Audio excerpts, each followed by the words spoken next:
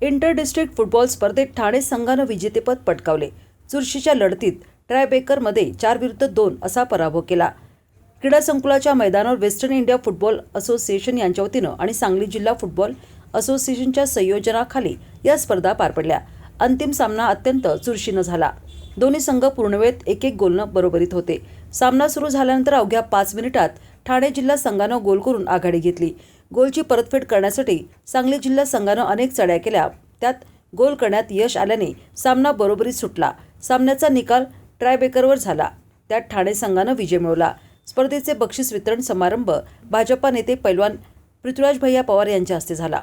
विजेत्या आणि उपविजेत्या संघाला स्वर्गीय मुसाभाई जमादार चषक प्रदान करण्यात आले। यावेळी बोलताना पैलवान पृथ्वीराज पवार यांनी येत्या काही दिवसात सांगली शहरात अनेक फुटबॉल स्पर्धा घेऊन खेळ वाढवण्यासाठी प्रयत्न करण्यात येतील, असे यावेळी बोलताना सांगितले। यावेळी अमित पवार, भारतीय संघाचे माजी फुटबॉलपटू रिची फर्नांडिस, प्रकाश कावले, राजेश कांबळे, प्रभात हेटकाळे आदी उपस्थित होते।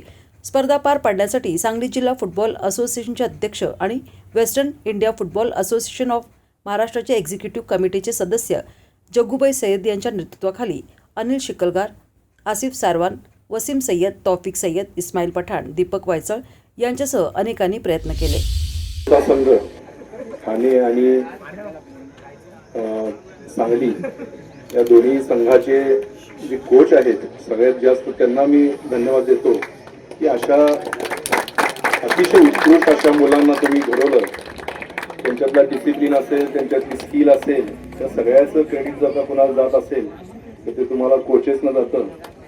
त्याचबरोबर सगळे प्लेयर्स, दोन्ही टीमचे प्लेयर्स प्लस ज्या ज्या संघांनी इथं भाग घेतला ते प्लेयर्स, आणि मग तुम्ही आहात म्हणून आम्ही या खेळाला चालना देऊ शकतो, असे आमचे आयोजक Jaggu sir, Rajput sir, Pawar sir, सर्वच आयोजक आणि उपस्थित सर्व क्रीडाप्रेमी। खरं वास्तविक या मॅचेस आम्ही शहरामध्ये घ्यायला पाहिजे, मोठ्या प्रमाणावरती पब्लिक इथं आलं पाहिजे आणि हा खेळ वाढला पाहिजे, यासाठी कायमच सातत्यानं प्रयत्न करत असतो। पण काही कारणानं सांगलीमध्ये ग्राउंडच नाही आहे, पण येणाऱ्या काळामध्ये नक्कीच आपण या लेवलचं, या स्टँडर्डचं ग्राउंड तयार करू। आणि तर मी एवढी खात्री देतो की पुढच्या ज्या तुमच्या स्टेटच्या सामने असतील ते नक्की सांगलीमध्ये, सांगलीच्या ग्राउंडवरती होतील। आणि मी तुम्हाला सर्वांना विनंती करतो, आपल्याही ठाणे असेल, म्हणजे मुंबई असेल, सांगली असेल, की आम्हाला तुम्ही सहकार्य करा। सांगलीमध्ये अंडर-17 पासून आम्हाला घ्यायचे आहेत, कारण नवीन पोरं तयार झाली पाहिजे अंडर-17, अंडर-14ची। आणि हे जर का आम्ही स्कूलपर्यंत घेऊन जाऊ शकलो, हे जर का त्या छोट्या मुलांपर्यंत घेऊन जाऊ शकलो, तर ह्या खेळामध्ये आपल्याला चांगल्या प्रकारे नवीन नवीन खेळाडू मिळतील आणि हा खेळ वाढेल।